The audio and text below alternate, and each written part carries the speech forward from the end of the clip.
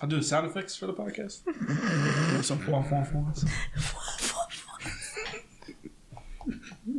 So we're already recording. Oh. That's fine. Go ahead. Okay. Hello, and welcome back to the 7 Minutes podcast. We are all indeed still alive and doing well. It's been a long time. I think it's been a little over a year since we recorded. Definitely had some, life changes. I think the biggest one is that Zack and I got married. We got a kitten, so now our cat has a little friend. It's 2v2. Yeah. And I think that's the biggest thing. Now I'm working on my garden. But that's about it. So, it's as a reminder, I'm Angela, or Angie to my family, doesn't matter. Professionally, I go by Angela. And I'm no longer Angela Marujo. I'm Angela Marujo Fornaca. Wow. Yeah. And I'm joined by Zack Fornaca. That's me. Who? Robert Marujo. Hi. And we have a special guest today. Our cuzzo. Yeah, Dom. another Brujo. Dom Marujo. Hello. Yeah. I'm honored. She referred to me as special. I guess that could be taken in two different ways. Well, so, normally we kick this off with the, what have you been playing recently? And, it was like an update from the previous episode. Obviously, we're, not going to go that far back. So we'll just start off with what have we been playing recently? And I guess I'll just kick us off. I've been playing Metroid Prime Remastered. For those of you who watched the recent Nintendo Direct from, I think it was like a week ago now or so. Nintendo just all of a sudden just announced out of nowhere, hey, Metroid Prime Remastered is finally here, and it's available digitally now and physically on February 22nd. And this is Ruiner was like technically the first game that I ever bought both digitally and physically, but kind of a special case because it wasn't intended to be a physical release. But you're talking about on the same system. Like, you've bought games multiple times, like Resident Evil 4. You probably have on different systems, but... Yeah. But this was like the first time I've ever... Well, I mean, February 22nd isn't here yet, but Metroid Prime Remastered will be the first game that I've bought both digitally and physically. And that was because you just absolutely positively needed to play it right now. Yeah, I couldn't wait. That was a hell of a shadow drop, though. Yeah. Like, just out of nowhere. There was... How long have you been waiting for Metroid Prime Remastered? Like year. I mean, at least since like the Wii, when they had the trilogy and everyone was convinced, oh, they're going to port it maybe to Wii U. That didn't happen.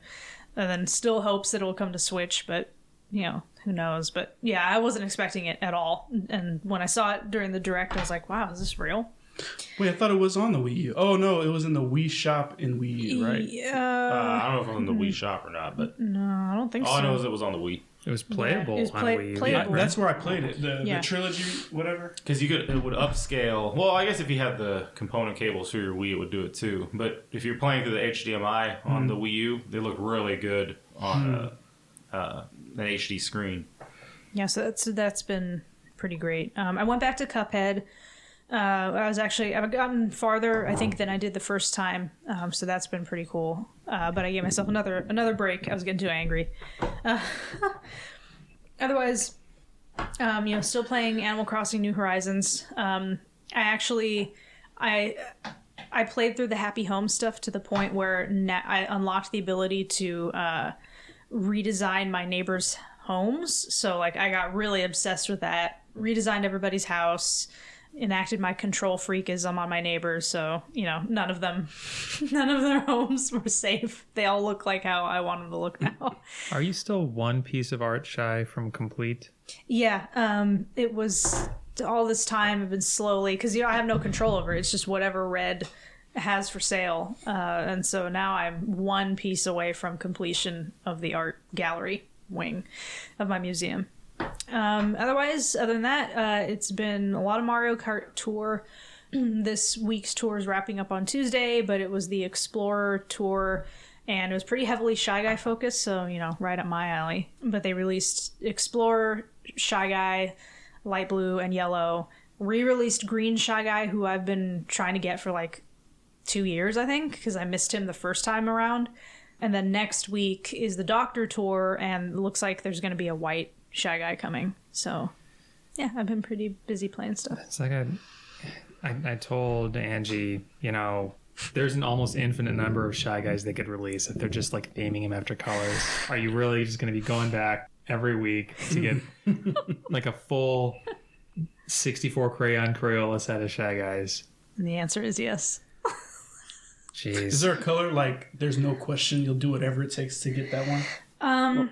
I think it was maybe more like The theme. So like the Ninja Shy Guy that came out, that one, I was Right. like, I have to have him, and I did. I got him. But yeah. Didn't you mention they changed like how you get characters? Now it's not as random, or is that still something that's coming? No, so they changed a lot of the fundamentals of the game. So instead of like paying straight, just, you know, US dollar or whatever your local currency is for characters, now you remember the rubies in the game? Now you use rubies to buy those special characters. Or like in this case with this tour, Yellow Explorer Shy Guy and Green Shy Guy were the ranked tournament prizes rewards? if you came in first or second place. Oh, okay.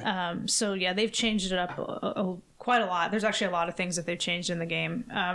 I personally think it's probably a better experience overall, but it does kind of suck having things tied to ranking high in the tournaments, because it feels like sometimes like the tournaments are deliberately stacked against you. You'll do great 1 week, and then the next week there's someone who gets some impossibly high score, and then that just kind of wrecks your chances of getting that character. So then you got to spend the money to get it, huh? Yeah, well, no, because like Green Shy Guy, there was no other way to get him this I time. see. So it was like, so if you didn't score high in either week of the tournament, you're just kind of screwed and you don't get him. And that I think is messed up, and I don't think characters should be tied behind that. Got it. It's largely just cosmetic differences, right? I know the racers have some statistical differences, but it's mostly the fear of missing out of not having a complete collection or your favorite Shy Guys. Basically, you know, every character has like a special item. So like if you race with them, you have more of a chance of getting that item.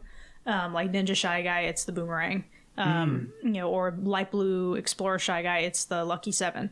And every character's like that. So there is that difference. Like the Green Shy Guy, it was triple green shells. Knight Luigi has the boomerang too. So there's that difference, but yeah, it's largely just like cosmetic. their acceleration and max speed are all the same across the board and all I that. think there's some differences there too, like in Mario Kart, because, you know, racing, it kind of feels like, you know, Bowser, for example, has like slower acceleration. I mean, but- like the different type of Shy Guy. Like is Shy Guy the same all across? I think Shy Guy is the same all across. I think. Funny enough, that's the only thing that I haven't really like dived really deep into with this game is like those sort of stats. But like other things like you know, your cart and driver and kite combo and like the type of cart you should be using depending on the type of course it is, like I'm like way deep into that, but I haven't really explored each character's individual stats though. So Very cool. yeah. So Zach, what have you been playing? Yeah, let's see. I have been watching for a long time, kind of had my eye on an indie PC game which takes some inspiration from Dark Souls and some inspiration from Diablo called Alaloth. I saw it on a pretty good sale price, so I picked it up on Steam a couple weeks ago, played 40 minutes and decided that I hated it. It just, something about the controls don't feel right to me, and I didn't want to put more time into it. So I think it's actually, you know, I wish the developer all the success in the world, except for that success obtained from my wallet is I think the second refund I've ever gotten on Steam. Oh man. I mean, it's a perk of buying things on Steam. It's essentially everything is a demo because you can just, as long as you... What's the time frame? Like an hour of playtime or... 2 hours of playtime within a couple of weeks, I think. Okay. Yeah, that's similar to Xbox. Xbox you can return, but you have to be specific. Okay, I'm going to stop talking. Well, I'm curious. Yeah, no, go ahead. Yeah, but I don't want my Xbox account Oh, I see. To be compromised Okay. over okay. things I might say on this podcast that'll reach millions. Okay. Well, for Steam, this is not even like misusing the policy. This is like the policy as Yeah, no, I'm just As kidding. designed. I never misused the policy. Xbox, yeah, I promise. Of course. But I also let's see. I played a little bit. So I played Resident Evil Village. I held off on picking that up. And that wasn't price sensitivity so much as I just really don't like playing games in first person. So I didn't stick with Resident Evil 7, mostly because it was first person, and waited until the DLC for Resident Evil 8 came out that lets you play the main game in first person, in third person. Jumped on that. It was fine. It was not my favorite Resident Evil. Bit of a mixed bag for me, but even a bad Resident Evil game is still a pretty good time. That's been my experience with them. Like, I don't think Resident Evil 5 was great. I don't think Resident Evil Revelations, the one that was on 3DS, I don't think that one's great. Yeah. But I still like had a fine time playing it. And I think Village is better than that. And 6-2. 6 is inconsistent. I will go to bat for like the Jake and Leon campaigns in 6. I think they're pretty good. I think the Chris and Ada campaigns are pretty bad. Anyhow, so after that, I thought about playing Resident Evil Revelations 2. Did not get very far in that. Just marveled at how large the file size is when I re-downloaded that for Switch. It's huge. I had to Is it clear really? like everything else out of the internal storage in order to get that to fit on there. I think Why? it's Yeah. the biggest game on Switch that I can. Is it because it's episodes, I think right? because it was originally designed to be episodic, so there's probably like a ton of redundancy in the file structure. Yeah, Makes because I sense. was curious about that too, because it is a 3DS game, and so I just wouldn't imagine. Revelations 2 is Oh, Vita. Revelations 2, right. Yeah. right. Vita. Yeah, it Really? was an episodic Vita game, and then Yep. Wow. Yeah. I played it on Wii U, I believe. Anyhow, I didn't get very Was far. it on Wii U? It might have gotten a port. Man, I can't remember. I played either Revelations or Revelations 2 on Wii U. Okay. I remember, but yeah. Yeah. Yeah. Interesting. Rev- Yeah, Revelations is on Wii U. What about Vita. Revelations 2 though? I don't think it was. Oh, then I probably, Sorry, Yeah. I mixed it up. No, Revelations 2. I remember was like really, really scary and good at the start in the prison. But then for some reason I just never continued with it. I feel like after I got out of the prison I started to lose interest. Did you play it on Vita ever, or did you just play the Switch version? I only played the Switch version. My dad gave it to me. I don't know why he picked up Resident Evil Revelations 1 and 2, but he had never used the Resident Evil Revelations 2 download code, so he just like gave me the game and I was able to play both of them. Okay. For me, it was the closest anything else in the series has come to being as fun as Resident Evil 4, but it's still not that close to Resident Evil 4. You're talking about 8 again? No, I'm talking about Revelations 2. Oh, Revelations 2. Okay. Yeah. Okay. Kind of scary, pretty good, like, resource scarcity and action combat and things like that. And a sense of humor. Revelations 2 has a better sense of humor than most of the Resident Evil games. Anyhow, I didn't get that far in that replay, and just at that point I was like, why am I not just playing Resident Evil 4? So I've been playing through Resident Evil 4 again. Oh, okay. Nice. Most of the way through. The only downside of my experience with it right now is that I'm playing it on a system I haven't previously played it on, so I have to play it on normal instead of professional, so it's like a little easier than I would like. I've played this game like a dozen times. Yeah. But it's still really good because it's Resident Evil 4. I think it would probably get my vote for greatest game ever made. It's just a really good time. Are you interested at all in the VR mode? No, not really. No? It's it's the kind of thing like if I end up with a VR You'll play it, yeah. hardware at some point, yeah, I'll try that. There are things I'll try, but I wouldn't like buy a VR setup for Resident Evil 4 VR. Yeah, you did mention you don't like first person. So imagine first person and having Yeah, all this Oh, yeah. going on, your head movement and everything. yeah. Yeah. Plus, you can't see Leon. Okay, guys, I'm gonna leave. And then the other thing to mention, I guess, is that I bought a PlayStation 5. I've held out till now because I didn't really need one for anything, and nothing was really driving me to get one. But I know Final Fantasy 16 comes out this summer. I want to be able to play that, and I need a PlayStation 5 for that. So I figured, like, well, I keep hearing all these things over the past couple of years about these things being hard to find. So I don't want to wait until the game comes out to try and find it. So I did, and then I was, looking for an excuse that made that $500 purchase feel less pointless. So another replay, but replaying Ghost of Tsushima on PS5. I'd previously played it on PS4. Really liked it. I think my favorite of the Western Sony first-person projects from what I've played. Game's huge. You mean first party projects? Yeah, what did I say? First First person? person. Yeah, first party. Yeah. So yeah, I think of the PlayStation exclusives, I'd probably go for Bloodborne and Demon Souls over Ghost of Tsushima, but among like the stuff from Western studios, that kind of like... No, makes sense. Yeah. Well, I guess we'll move on to Robert. Playing Metroid Prime. Been very busy. I guess since the last podcast, I've now become a teacher at a middle school on top of doing the game design classes at the college. So that's been very busy, but Metroid Prime Remastered's really well done. I was very shocked that it got announced and launched the day of that direct. So that is hopefully a good sign that Metroid Prime 4 is on track. Are they claiming it's this year still? I don't think so. There's actually been really no updates on that game at all. Okay, so Zelda's the one that's just been confirmed for this year. So And Pikmin. yeah, Pikmin. I don't think any of us were bold enough to pick Metroid Prime 4 for what it ended up being. No. Yeah. But it's just interesting because, you know, Metroid Prime is over 20 years old at this point. Damn. And its first remake was the Wii version for the trilogy because it went widescreen and they added the motion controls. And at that point, it was already a 7-year-old game, I believe, and was easily as good as anything contemporary.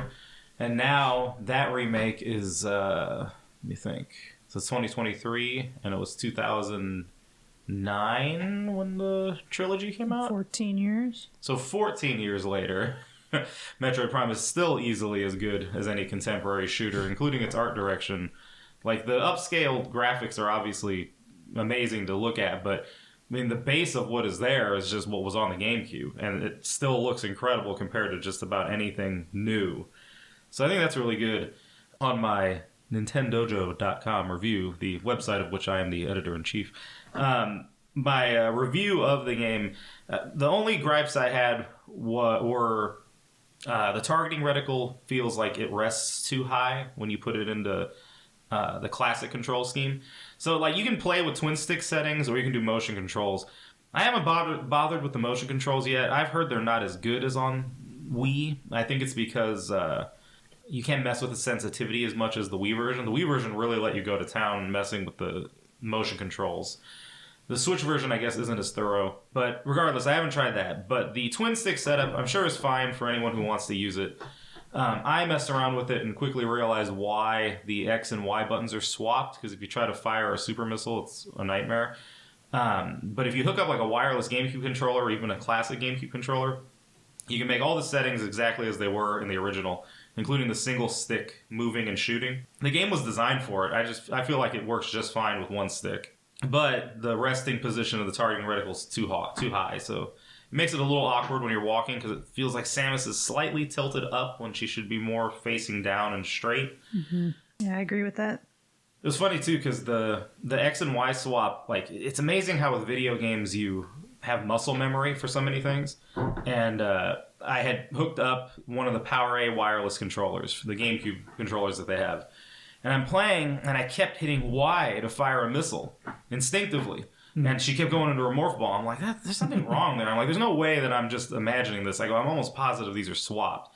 And when I went into the settings and it specifically said to switch them, I'm like, they knew. I'm like, I'm not wrong. It was the reverse of this in the original. But yeah, it's Wait, so why did they change it? Because on a modern controller where X and Y are positioned, if you try to fire a super missile, you have to do this weird crab claw thing with your fingers in order to hit Y. Whereas if you have X above it, it's much easier to just hit X. Wait, what do you have to do with your fingers that would require... Is there like a combination of inputs for a super missile? Yeah. So if you want to press everything that you need to at the same time, if Y is the button, you can't just hit it. What are the buttons you need to press? It's like A and X at the same time or something like that. Like you hold down charge, and then which is A, and then you press the missile button. And the missile button, when it's X, it's easier to just... So I'm imagining holding the controller. This is great to discuss in this audio medium where you can't see anything, but imagine you're holding the controller, you have the A button pressed down. I get it. It would be the left and right face buttons in that diamond if they hadn't swapped them, and now it's top and right. Yeah. So that messes it up. So that's why they had to make the switch. There was another thing. Oh, yeah, the thermal visor. I complained about that, too. I'm almost positive I'm not imagining this. In the original game... everything looks, like the Predator. You can see the thermal scan for everything, but it's clear. I don't know if it's crystal clear, but it's clear and you can move around. In this one, there's this strange blur that they put.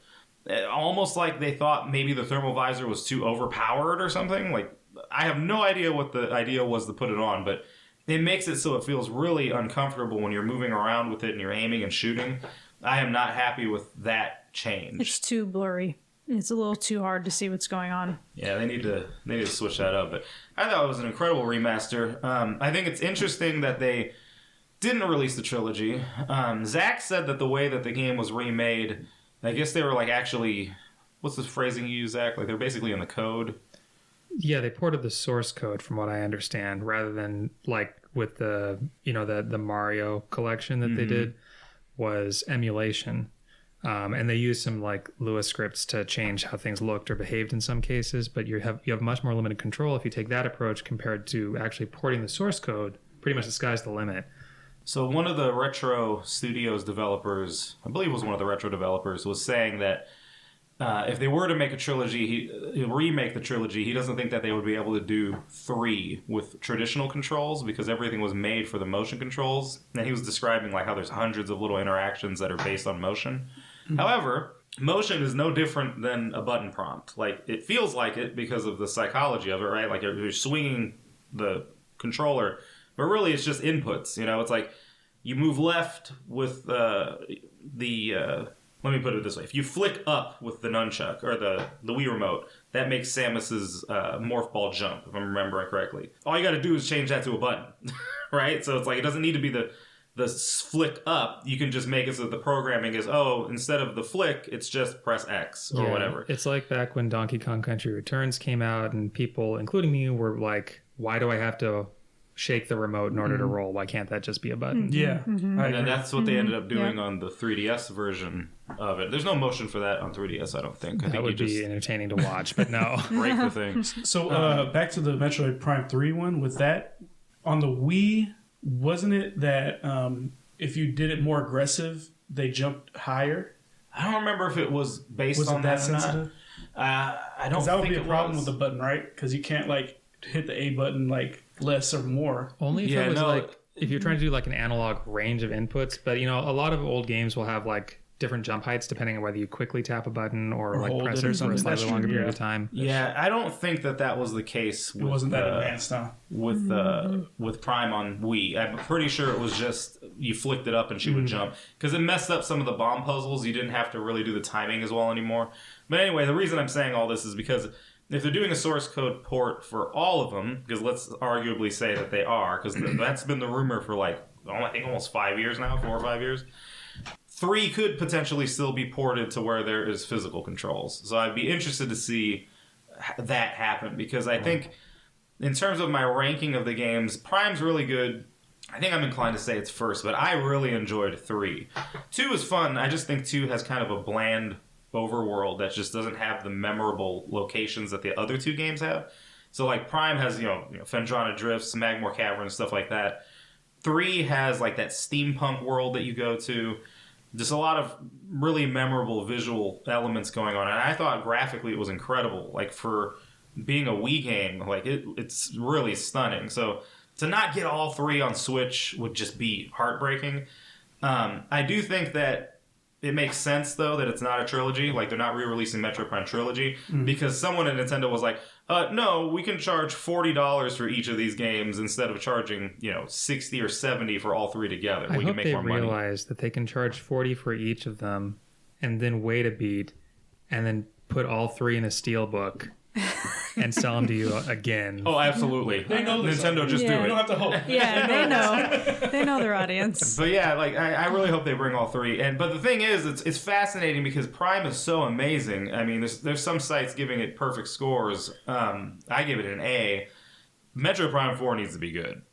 Yeah. Right? Like, this is just showing you the level, where the bar is set. Like, the game that's over 20 years old is stunning. Metro Prime 4 has to at least be as good as that. And that's a tall order. I'm going to go one better. Not only does Metroid Prime 4 need to be good, I'm going to say all video games need to be good from here on out. What was that first game you mentioned? Hollow More? What was it? Aloe. No refunds for the rest of 2023. Yeah. All right. I've been talking about that a bit, and then also been messing with the Game Boy apps on Switch. So for those who don't know, Game Boy Color, Game Boy, and Game Boy Advance games are now on the Switch. Of course, they're all part of the stupid subscription service, but at least they're there. Everyone seems fairly impressed with the emulation. I think it looks really good. They did a good job with the screen filter of making it feel like you're looking at a Game Boy, and especially a Game Boy Advance screen. I thought that filter was done really well. And I think, now granted, a Switch itself is portable, right? You can play in both modes. But if you have a Switch Lite, it feels much more natural on a Switch Lite to play those games. I just wish you could remap the buttons. I hate the way the A and B button are set up. I want it so that I can switch it over so that, the buttons are what I want them to be. And Nintendo just refuses to give you any of that control in the any of the Switch Online apps. It's very frustrating. Yeah, I agree. That's what I've been playing. Super Mario 3, like running with the suit and trying to jump, I hate it. Like, it's backwards for me. No, you know what I'm talking about, right? Yes. I think Zack gave me the eyeball. I think I know what he's going to say. You can actually go into the system settings and remap buttons that way. So, like, you could say, oh, I want to make, A, B, or whatever. So that would make it for every game, right? Not just that game. Yeah, it would be for every game. They reversed the controls? They're not technically reversed. The buttons are reversed. It's just that the buttons naturally are not the same as they are on the Game Boy. I'm talking the physical layout of them. On the Game Boy, it was like B and A. Now it's A and B, right? Unless I'm misremembering. It just doesn't feel natural. I might be, in a fog imagining that is how it was, but I feel like the buttons just don't feel the same. Listen, I know I'm a parody of myself, but just like get a Vita, hack it. Oh my god. You play every game you've ever loved. Yeah. Yeah. Even the original PSP can run GBA games. They're going to look better on a Vita, though. And you can change the controls however you like. Especially the OLED model. Well, so I am, again, this is a case of just, memories running rampant. However, so what I'm getting at is the button placement looks like it's the same. There's B and A in the same spots as they are on a Pro Controller. It's just the issue is something about the setup on the Game Boy feels a little more natural the way they're scrunched together. When you're using like a Pro Controller, you want it so that it's Y and B because your thumb rests naturally over those two buttons, and so being able to quickly just go between those as opposed to B and A is just it's so frustrating. I wish Nintendo would switch it. So yes, they've technically set up the same, but anyway. Well, Dom, what the heck have you been playing? Oh, so just those two, Rob? Yeah, I talked enough. Okay. Well, first, thank you guys for having me. Well, I yeah. appreciate it. Hopefully it's not the last time. Yeah, I know. Hopefully. And then, second, I'm gonna piggyback on what Robert said about Metroid Prime. So I'm gonna include a small spoiler for Metroid Prime. Oh yeah. So I'll make sure the audience knows that. But anyways, one of my best memories is Robert playing Metroid Prime. And when I got to Grandma's house, he pulled me in the room. He's like, Dom, I don't even remember the name of the suit because I haven't played in years, but it's the black suit she gets in the game. Phazon suit. And, yeah, Phazon suit. And Robert's like, Dom, I found out how to get it. I'm going to get it soon. Let's go do it. And we were in Linda's room, our aunt Linda's room, and he went through whatever he had to do. I don't remember every detail. But just see him so thrilled about seeing this black Phazon suit on Samus. Me and him were just like, dude, it's so cool.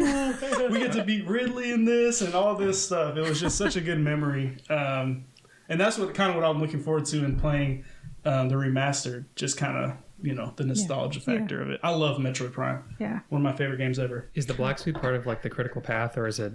It's an optional upgrade. No, it's not optional. Okay. Yeah. You have to get it. Because I remember when I got it because I got Metroid Prime, I want to say from Costco on sale a couple years after. It was a player's choice one at that time. Because when we were younger, we would just get games on birthdays and Christmas pretty much. Yep. So it just, I guess the release, I just never got a copy. And so when I got it, I remember even back then just how much joy it was. Nintendo doesn't believe in player choices anymore, right? I don't think so. Yeah, they stopped doing it. They did it for 3DS. And they even had it on Wii U. I believe there was some player's choice for Wii U. They have not done it for Switch. 1999 GameCube games. Yeah. I had a lot of them. I have distinct memories of being in Toys R Us when Conker's Bad Fur Day was out, and they couldn't sell it. Like, they just were trying to get rid of it. It was like $10 a copy. If I could go back in time, I'd buy every copy and just save them. That's all right now in Target. They have so many of the stupid Minecraft amiibo and then the Samus amiibo from Dread. And I'm just like, oh, if I had the money, I would just buy these, put them in a box, and then in like 10 years, they'll be worth double. And just sell them. Probably. Yeah, so this is actually the perfect time for me to join your guys' podcast. I happen to have been off work for 2 weeks, 18 days to be exact. So I've got a lot of gaming in. And my situation is a little unique because I have a toddler. He's 3. And my gaming time is almost split 70% with him, 30% my solo time where I can play my scary games and all that stuff. So it's actually been great for me because I'm sort of going back to games that I know he'll enjoy. For example, he's on a Sonic kick. So I'm playing Sonic games I never actually beat through. Yeah. Speaking of Player's Choice games, I had Sonic Adventure 2 on GameCube. Sonic Adventure 2 Battle? Battle, whatever. And so that's one. So I'll just mention the games I've been playing these past 2 weeks. Like I mentioned, he's on a Sonic kick. So we played through Sonic Generations. I beat that a couple weeks ago. That was really good. I actually enjoyed the hell out of that game. It's probably one of my favorite 3D Sonic games, if not my favorite 3D Sonic game. Sonic Adventure 2, not so much. Listen, that is seriously. I never beat it as a kid, and now I know why. That is one of the most frustrating games I have ever played in my life. Yeah. Seriously. I beat the hero mode, the dark mode, and then the special story with Isaac. And I kid you not, I was raging so hard. The controls, the camera. The camera, yeah. Oh my god. The unfair deaths in that game is just unimaginable. Now, I remember like reading about this game because trying to like decide if I wanted to get into 3D Sonic, and the answer was no. But when I was reading about Sonic Adventure 2, a recurring thing in like the reviews was like, well, the Sonic sections are good. Unfortunately, you're also saddled with the Tails sections and the Knuckles sections. Yes. What I want to ask you is, are the Sonic sections actually good? Sonic sections are good. Okay. And Shadow. Sonic and Shadow. I would look forward to those. The Knuckles and the Batwing girl, Rogue. Rouge. Forget it. Oh my goodness. There's this one level, I swear I was sitting in front of the TV for like an hour looking for these collectibles you have to get. It was just so frustrating. Yes, those levels, like they expect you to use this stupid radar. Yes. It doesn't actually work. I think the only good thing about the Knuckles levels is you get the Pumpkin Hill song, that rap song. That's the it. Music. Yeah, the soundtrack in that game is awesome. Yeah. But yeah, the Sonic and Shadow sections are amazing. Like Sega's been doing this for years now, where you're playing and you're like, oh, can I just get more of that? You know, that really cool stuff with Sonic, and they're like, okay, but then you're also going to turn into a werewolf. It's like, how about you just give me more of the Sonic shit? Just think, you wouldn't even have to come up with another, form of gameplay. Yeah. It's just, you don't have to sit and think of the mechanics. You don't have to do a new character model. It's just, give me more of these grinding rails. And then they did that with Frontiers, and we see what happened there. It's just so frustrating. Poor Frontiers. I like Sonic Unleashed because it's like, what if a furry was even furrier? No. Oh, come on. I was this close to downloading it, but I told my son, I'm like, I'm Sonic'd out. Let's take a break. Yeah. So, anyways, I'll just go quick. We beat Kirby together. The most recent one for Switch. Forgotten Land. That game's amazing. The music in that game is awesome. Yep. That was tied. And it's easy. Zach, I know it's easy. That was tied with Pokemon Arceus for my game of 2022. Yeah, that game was so fun, and Isaac loves that game. I'm not opposed to other people liking Kirby games. I'm just explaining why I don't play them. You should give it a try. It is easy, but the challenges are pretty hard. So he loved that. Then 2 others, we beat K's and the Cursed Masks or something like that. Oh, it's sort of like Donkey Kong. Donkey Kong. It's unapologetic Donkey Kong. Like, is it good though? It's really good. Oh, yeah, and it's short. It's like 5 worlds, and the Kong letters are K's letters. Yeah. The secret levels are collecting little gems instead of bananas. Is this the one with like the Ninja Bunny? Yeah. Okay. It was great. It was like a 7-8 hour game. We beat it through. He loved it. I loved it. Okay. And then we just beat Super Lucky Tail, and that's a really good platformer. I was surprised about that one. I give it like almost a 9 out of 10. I found out on Metacritic they're actually really highly rated. That's a good game. So by myself, without him, I went through Dead Space Remake, which is great. Zack did too. And then now I'm playing Hogwarts Legacy, which at first I wasn't too thrilled about. I think because my hype level was so high for it. But the more I play it, I have about 30 hours in now. And I'm super intrigued about the story, where it's going, and the gameplay is so good. Like the battling. You can do stealth if you want, but I have so much fun actually going in and fighting like 30 dark wizards with different combos. You see your combo meter going up to like over 100 because I'm not getting hit, and I'm doing like reversals, and it's really good. That's cool. And then one of the gameplay mechanics is they'll put up shields, and each spell has like their own sort of department, you could say. Like physical, or like when you levitate them, it's like yellow. If you push them away, it's blue, and then you gotta do the right spell against the right shield to break it. It's cool. So it's really good. Yeah. So I gotta get it. The Switch version's not coming out until like August or something, and it's gonna run horribly. Yeah, I would recommend probably going PS5 for Hogwarts. Yeah, but the patch helped out real quick. Because I never played in fidelity mode, which is like 4K visuals but lower frame rate. Yeah. But this one, with the ray tracing and the fidelity, the 4K, and everything looks really good. And I don't mind taking the hit on the frames in this game. Okay. Probably the only game I've ever played like this. I always play for performance. Yeah. Yeah, but it's really good. Well, that's all. Before moving on, I'll just add a couple of things I forgot. I played, it's an indie game called Chinatown Detective Agency, and I was pulled in by the art style, and I gave that game, I think, a D on Nintendo Joe. Also on NintendoJoe.com. Yeah, D plus, I think. But yeah, I won't waste too much time. Just say that was one of the worst games I think I've ever played. And you can go read my review on NintendoJoe.com if you want to learn more, but that was just not a good game. And then I revisited Alice Madness Returns for the first time in like 12 years, I think. I have it on the PS3, but I played it on Zack's Xbox One. It was on Game Pass. That game is actually even better than I remember it. I think it's held up extremely well. It's just a fantastic game. It's beautiful. It still plays well. Really intriguing story. But it also, once I beat the game, it unlocked American McGee's Alice, which I've never tried before. And I tried it. And I'm really sorry to everybody who is like part of the cult following of that game. I thought it was unplayable. It was clunky and terrible. And I'm sorry. Maybe, when it came out, I can see why it was so groundbreaking and why people loved it. I just think today... it was, I mean that literally. It was unplayable. Like I was even having difficulty climbing a rope. I mean, I think I hadn't looked a lot into the Alice games, except in the context of you being curious about them. But I don't think the cult following is because of the way the game handles or plays. No, it's because the character design is really great, and the world building is amazing, and the voice acting in particular for the Cheshire Cat and Alice was very good, even for the time. But it still is. It's even better in Madness Returns. But moving on to our topic of the day, I'll let Dom actually introduce this, because Dom is the one who inflicted this on us. Yeah, Dom just texted us out of the blue maybe 3 weeks ago or so, a month ago now, and was like, hey guys, why don't we do a Metacritic fantasy draft for games that are coming out this year? And we said, what is that? Yeah, and Dom explained it. Yeah, totally bit it off other podcasts. Yeah.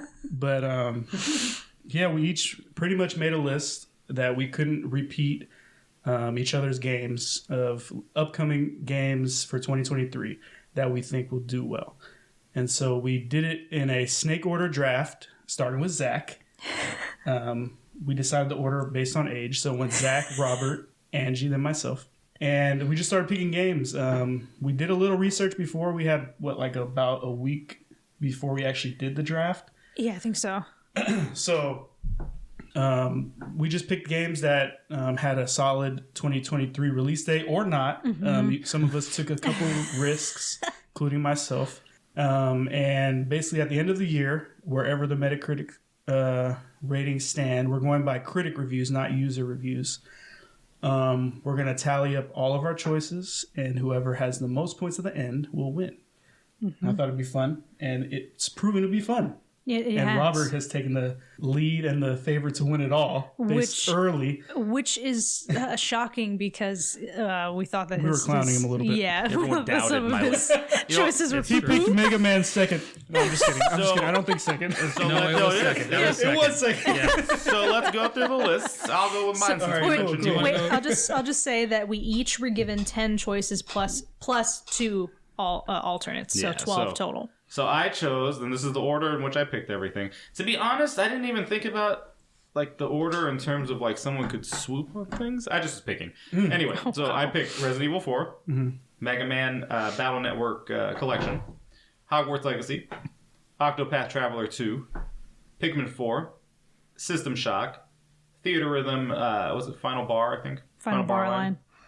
Suicide Squad, Metal Slug Tactics, Super Bomberman R2, Minecraft, was it? Legends. Legends, and then Mina the Hollower. He doesn't even know. And Robert was like, He was.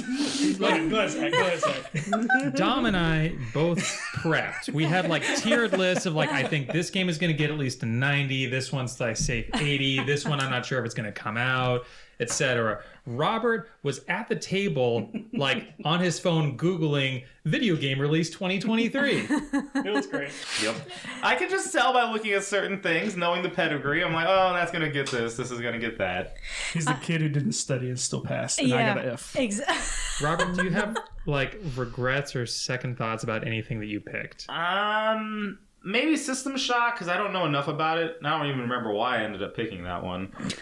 Suicide Squad is the one that I think actually could end up being a low score, because that game's been in development for like 20 years, and then I'm hearing nasty rumors about how it's going to have some live Battle service Pass. garbage. Yeah.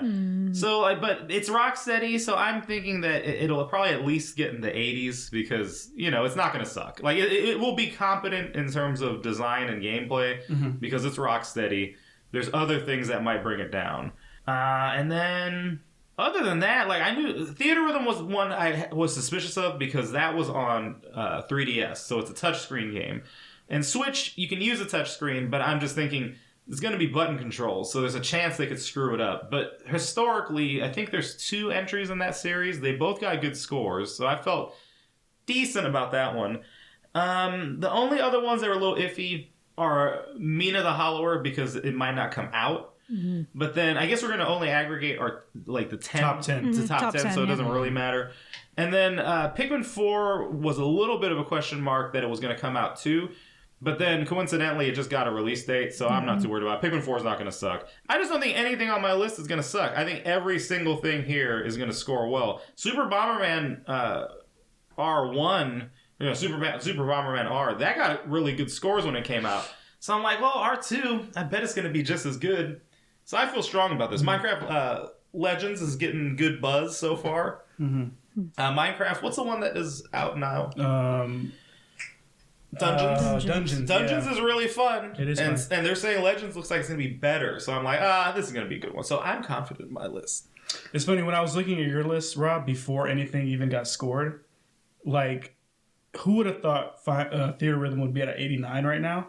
And I was also hesitant about picking Hogwarts myself because of the stuff surrounding it. And it's like at an 89 as well. Yeah. You know, the 2 games that I was kind of worried for you, for your list, are damn near 90. So I think that puts you at probably at the favorite at this point, because, I mean, you still have Resident Evil 4 and, you know.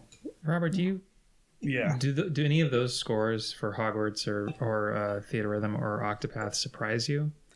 No, Octopath, the first one got good scores. Well, yeah. So Did you think Hogwarts was going to be like all the way up at like 89? Did you think Theater Rhythm was going to be all the way up there? Because the previous 2 Theater Rhythm games were like 70s. Yeah, 70s, low 80s. Theater Rhythm was definitely a surprise for me. I wasn't expecting much from that game. I don't know. I just had a good feeling about it when I saw it. When I saw the trailer for it, I was like, it looks like they got this right. So I wasn't, too concerned there. Hogwarts, I mean, it doesn't matter if a game has a lot of hype. I mean, look at Cyberpunk, right? Cyberpunk was a disaster when it launched.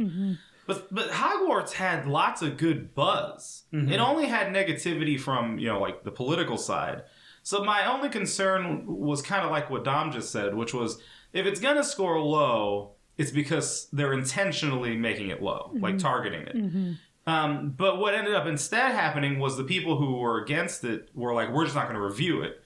So that means that it just kind of basically got honest reviews from people who were like, well, I'm playing it. It's really fun, and that's it. So, the fact that it's as high as it is, that maybe is a little bit surprising. But beyond that, I had a feeling it was going to do well score-wise.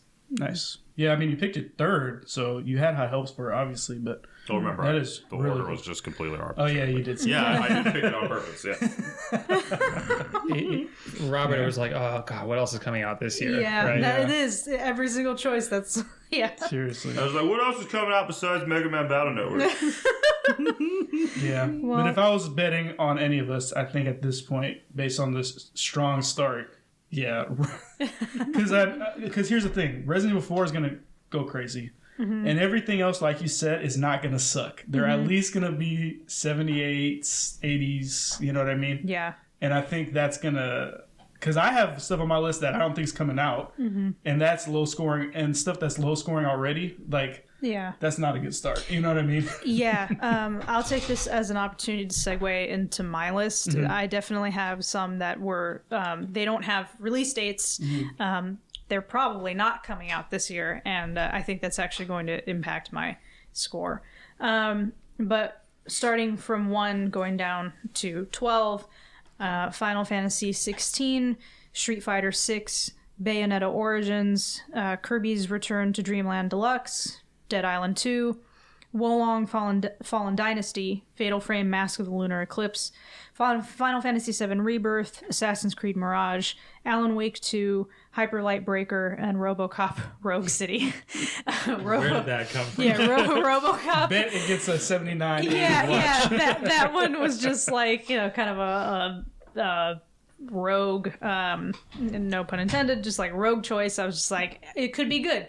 RoboCop is a popular franchise, so maybe people will like it because it's like over the top or something, or maybe it's genuinely good. So I took a chance on that one. Final Fantasy 16. I think unless they really mess that game up, I think there's probably a good chance that it'll score high. And then same with Street Fighter 6. I know the fighting game community is really picky. They might not like the control scheme, might think it's unbalanced, who knows, but I also figured that was probably a safe one. Bayonetta was one that I was like, Bayonetta is a loved series, and then this one is very unusual, it's unique, and then the art style is definitely one where like I can see especially like games journalists kind of frothing at the mouth over that art style. So Kirby seemed solid. I was like, again, unless they really mess this up, I think this is probably going to be pretty good. Dead Island 2, I had actually just been reading an article about in Game Informer. And from everything I could tell and everything I read about it, it seems like it might actually be a pretty solid sequel. I honestly can't remember why I chose Wolong, but it's there. Fatal Frame, those games haven't always been like the most, the highest scoring games, but I think it's probably going to be all right. Final Fantasy VII Rebirth, if it comes out, that one was one that I took a chance on because they're claiming it's going to be winter. Who knows? I hope it is, given how long we've already been waiting. But if it comes out, I think that's almost certainly going to be pretty high scoring. Assassin's Creed Mirage, same thing. But again, that one doesn't have a release date. Same with Alan Wake 2.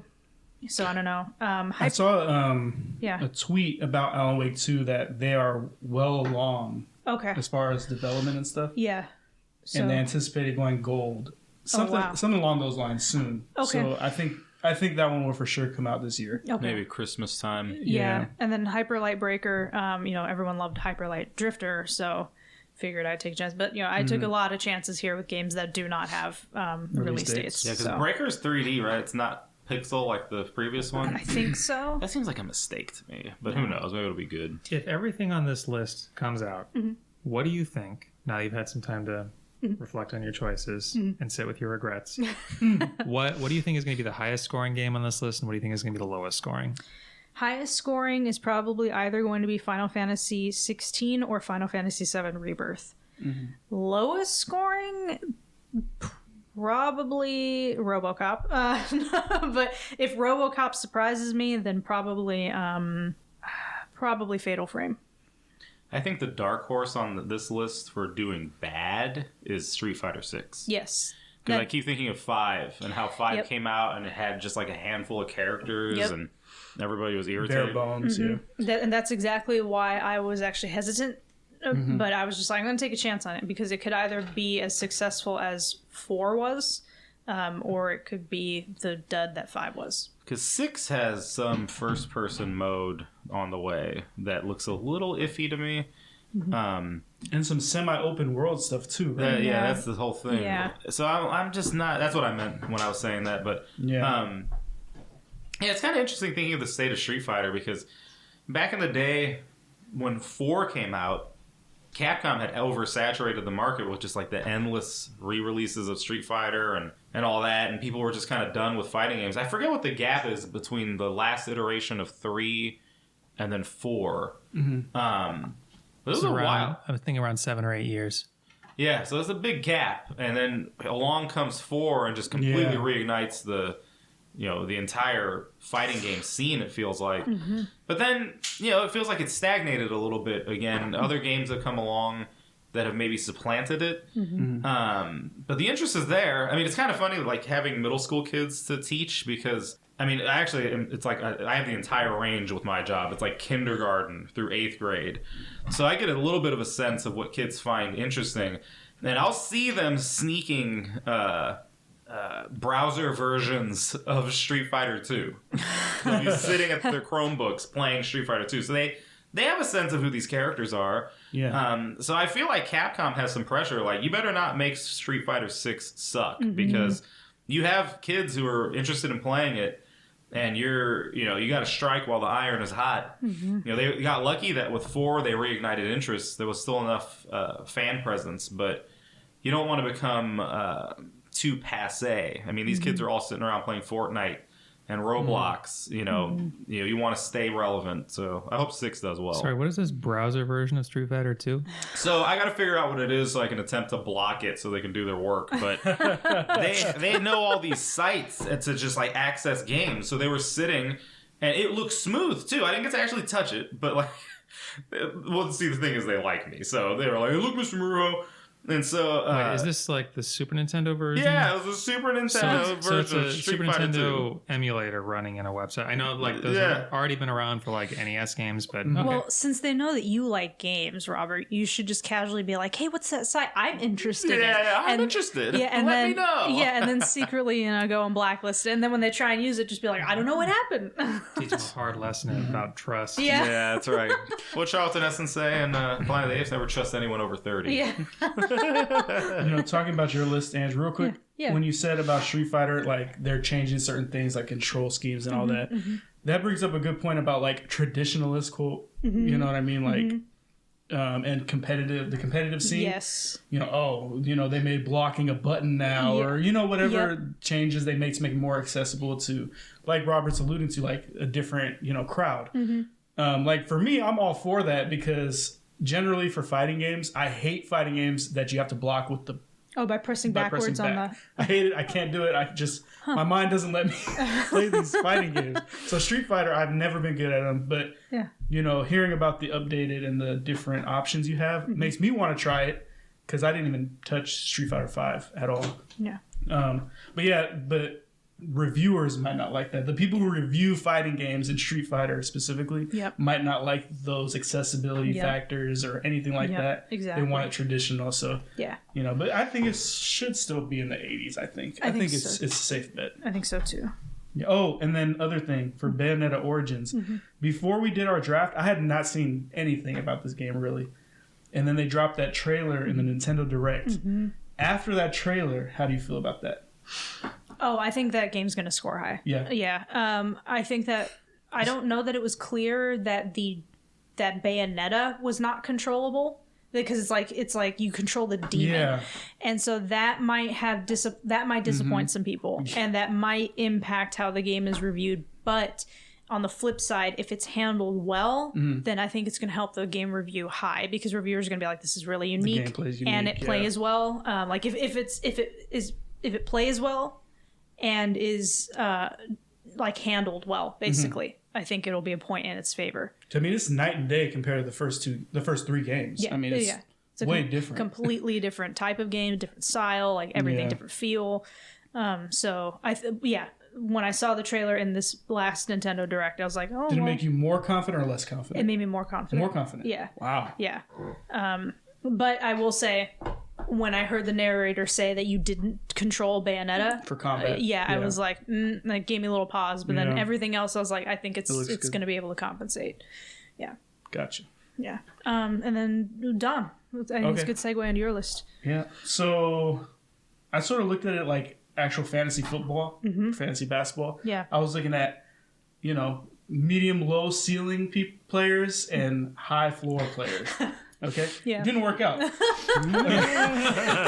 So my list, top to bottom, I went Spider-Man 2, Hollow Knight Silk Song, Diablo 4, Like a Dragon Ishin, Star Wars Jedi Survivor, Atomic Heart, Like a Dragon Gaiden, sorry, Armored Core 6, Lies of P, The Last Case of Benedict Fox, Tales of Symphonia Remastered, and Wild Hearts. So I really thought I was, especially my last 2, I was like, okay, these are my backups. I want a high floor. You know what I mean? I know these games are going to do well. So I went Tales of Symphonia because, the other versions all were in the 80s. I'm like, there's no way they can make it worse, right? They did, and it's sort of bringing me down, like way down. It's probably going to end up being one of the games I kick off, unless something doesn't get released, then I'm screwed. Yep. So this kind of screwed up my strategy. Yeah. My backups were supposed to be my 80s or 75, 79-ish scores that I didn't have to worry about. Yeah. And they would only come into factor if, Armored Core doesn't come out, which it probably won't. But, Last Case of Benedict Fox, I could have picked other games over this, but based on what I've been looking at and people's sort of feedback, it looks like it'll score good. And then going through it, Spider-Man 2 is a given. Hollow Knight Silk Song, there's still no release date, but it was supposed to release last year. So I'm like, it has to release this year, right? Yeah. There's no way it doesn't. Yeah. I'm anticipating E3, they're probably going to give it a release date for summer or something like that. Diablo 4 is also a given in my opinion. Like a Dragon, I thought it would score higher, at least upon first reviews. Technically, it doesn't release till 21st, so I don't know if that will change. Maybe some last minute reviews will come in. Yeah, because 82, I was expecting higher, but it's fine. Yeah. Star Wars Jedi Survivor, I played, is it called Fallen Order? The first one? Yeah. Yeah, Fallen Order was good to me. It wasn't amazing. And I just hope they sort of build off it. But after we did our draft, I've been watching some gameplay trailers that they've dropped of it. And some of the issues that were brought up in the first one have not been addressed, it looks like. Oh, okay. He runs, I forget his name, but he runs so funky. The animation style, it's I don't know. They probably could have spent more time polishing that. And I think that's going to impact reviews. Atomic Heart, that comes out in a couple days. I'm going to buy it, but it does come out on Game Pass, I think, day 1. And then the other Like a Dragon was a risk. Same with Armored Core 6. Same with Lies of P. Those 3 games, they might crush me. I can't remember who Lies of P is by. I don't remember. Yeah. Yeah, I'm not good with remembering developers and stuff, honestly. I just know that it's heavily a Souls-like. Yeah, it's got some pretty cool art design too. Some of the creature designs. If it comes out this year, I think that'll probably be one of my higher scoring games. I think. I was very, very cold. Not just cool. I was cold on that game when I saw it at first, when it debuted during the State of Play. And then, the more I kind of looked at it, and I rewatched the trailer, I was like, this is actually a pretty interesting premise. Taking Pinocchio and then making it into a Souls-like, making it all dark and depressing. So I'm You actually. were originally like Dark Pinocchio, get the hell. Yeah, Yeah. I know. That's what I No, said. I was yeah. cold I on hear it. I you. was like, "What is this?" See, the thing that's nonsense? helping, I think, is the budget. You could tell it's a higher budget game. Yeah, I it's- mean, that's my impression. Yeah, I didn't get the sense that it was like some like half baked thing. It does seem like they're putting a lot of effort and resources behind yeah, it. for sure. Yeah. Yeah, I think that if it releases, same with Armored Core 6, those, I mean, based on what I read on Metacritic, all of them do pretty well. And I mean, that one, if it releases, but that's a long shot, honestly. Yeah. So we'll see. Yeah, I don't Yeah. think you're in the worst shape. Like a Dragon's I'm got coming in last. what, like a Dragon got 82, right? Yeah. Yeah.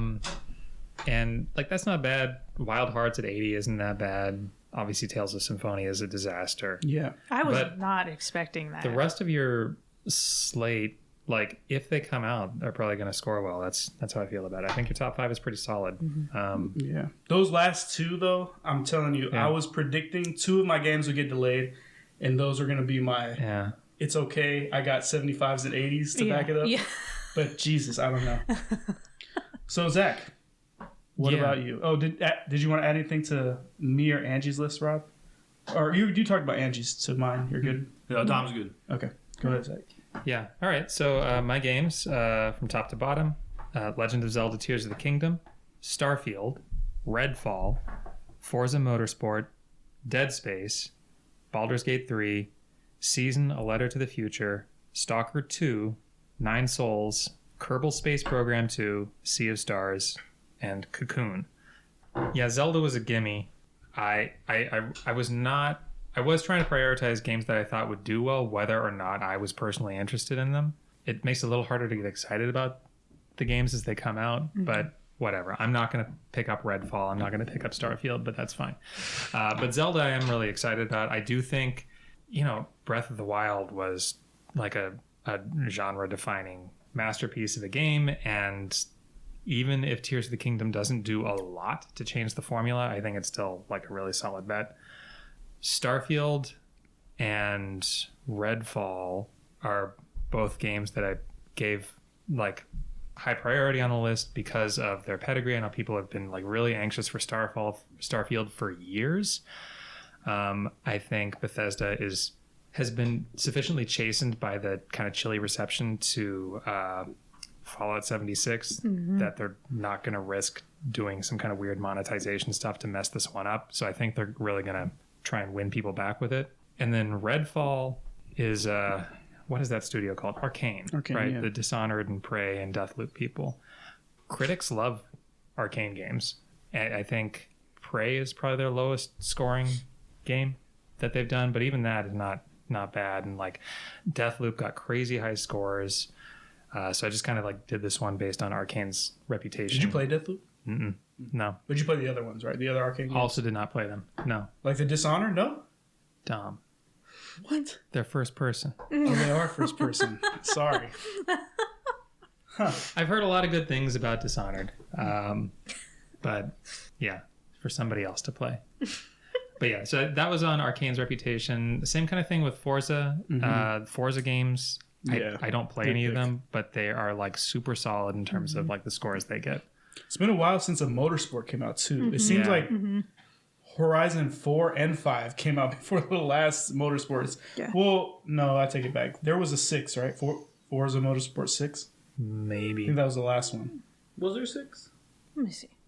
I'll look this up. But yeah, I think people are excited for like a simulation driving on the Xbox side. And Gran Turismo, it's getting some like hate, based on certain things that went down at launch.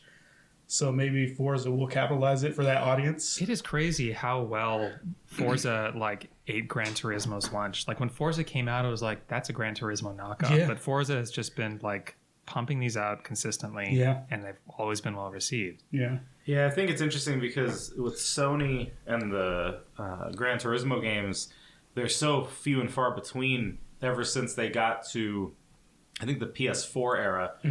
No, PS3 era, I think. There were 2 of them on PS3 PS3. had Gran Turismo 4, right? It had 4. I think it also And had then it 5. was, yeah, it did. But like the development time just started getting longer and longer between games. And yet Microsoft shows up at the Forza games and is suddenly able to. I mean, I don't know.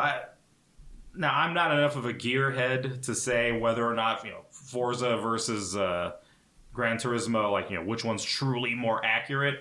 All I know is they both feel very realistic and they both look incredible. Mm-hmm. And yet Microsoft is able to pump out 2 series of Forza games that are all really well done, where Sony just plods along slowly, giving you Gran Turismo.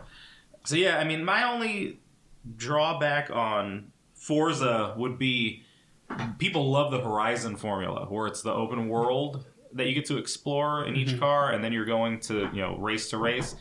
So I don't know if returning back to a more traditional setup, assuming that that's what this next Forza does, is going to be a detriment or not. Mm-hmm. But, hopefully it does well. I mean, Microsoft has been starved for exclusives, right? Like, I can't think of the last Microsoft exclusive. Like, truly Horizon 5. Yeah. It was Hi-Fi Rush recently, but yeah. But even that, mean, that's not truly... I'm talking like a real hardcore AAA, type of game. Yeah. To answer the question, there have been 7 Forza Motorsports, and Forza Motorsport 7 came out in 2017. So there have been 2 then, Horizons since yes, then. 2 Horizons, yeah. Since then, it was Forza Horizon 4 in 2018, Forza Street in 2019. That was the mobile game. Yeah, and Forza Horizon 5 in 2021. Yeah. So yeah, but I mean, this is almost 6-7 years since the last simulation racer for Xbox people. Mm-hmm. So maybe those fans are going to be the ones reviewing it for one.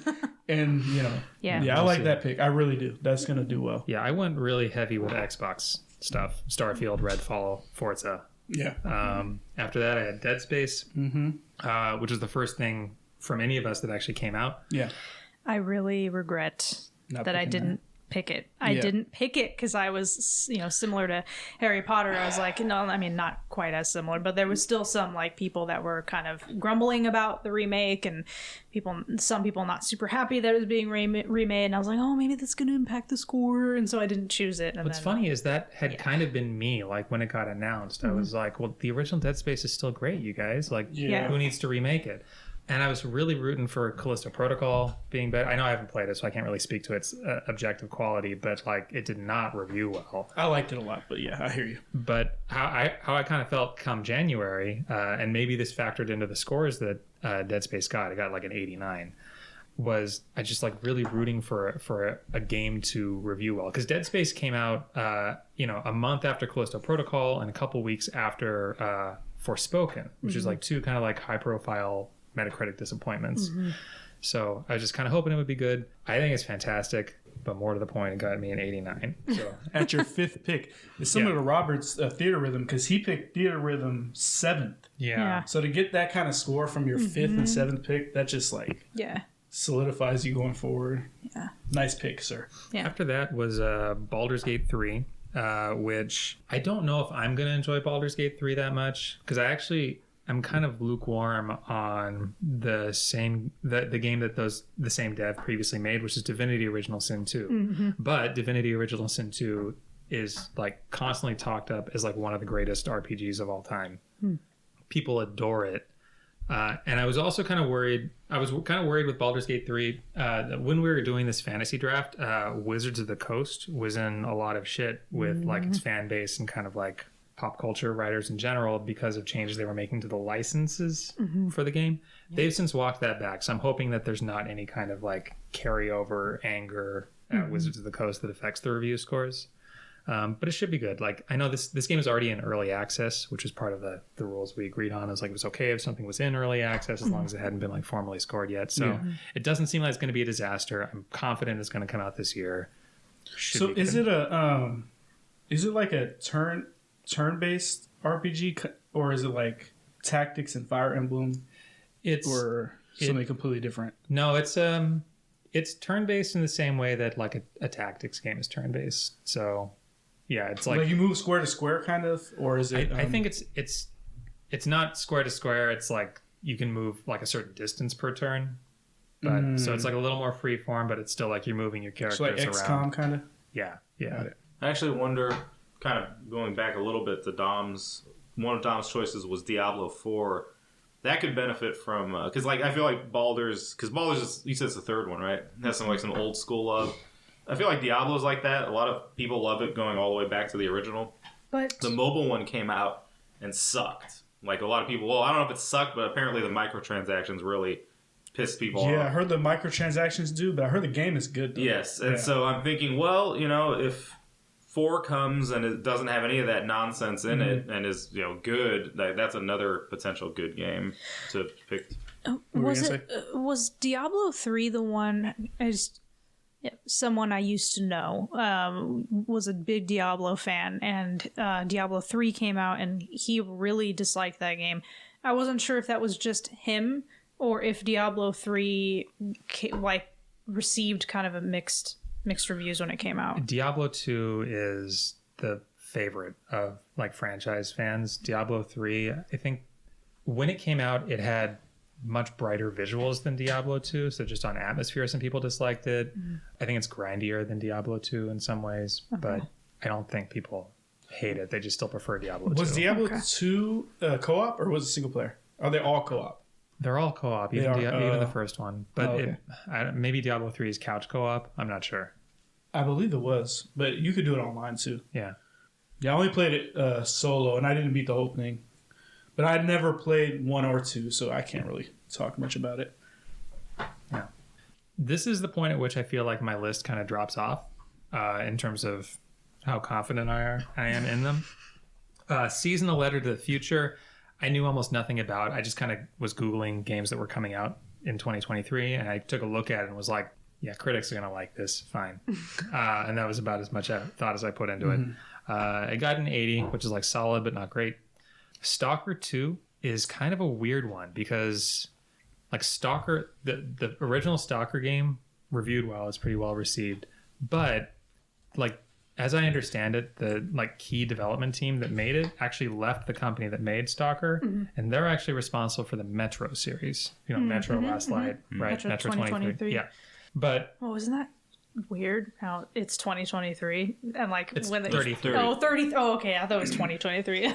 But you can say, isn't that weird in another 10 years when Stalker 3 comes out? Yeah. I had it in my 70s list. Yeah. I think it's a gamble. Yeah. If it's reviewed as well as the Metro games or the first Stalker, it'll be good, but I don't know how likely that is at this point. 9 Souls is relatively low profile, but it's a good looking indie game that looks like it's kind of in the same wheelhouse as Hollow Knight. That doesn't mean it's going to be the quality of Hollow Knight, but it looked good to me from what I'd seen of it. Kerbal Space Program is a game I know very little about, but just based on how the first one performed, I figured the second one would probably be okay too. Sea of Stars, we just got a demo of from the direct, but my thinking was this is by the people that made The Messenger. That was reviewed pretty well, so even though it's a genre shift, sure, I'll go for it. And then Cocoon, I was actually looking this list over last week, and I was like, what the heck is Cocoon? Did I copy paste something from a different document into this file? I came across it when I was looking, but I didn't even put it in. It's the new game from the creator of Inside and Limbo. Really? Yeah. Okay. Huh. Damn. Yeah, that's gonna do good then. Yeah.